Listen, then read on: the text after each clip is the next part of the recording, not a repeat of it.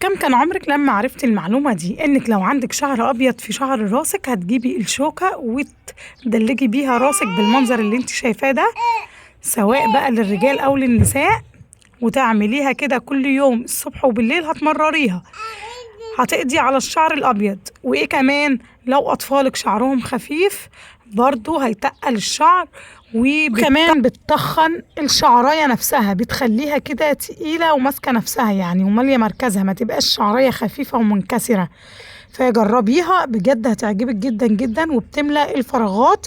لو بنتك متضايقة ان شعرها خفيف اعملي لها بالمنظر ده كل يوم مساج، يعني مش هياخد منك 5 دقايق الصبح و5 دقايق بالليل، وشعرها هيتقل وهيبقى جميل.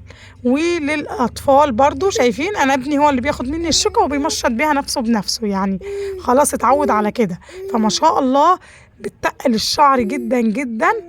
جربوها هتعجبكم أوي عن تجربة، ناس كتير مجربوها.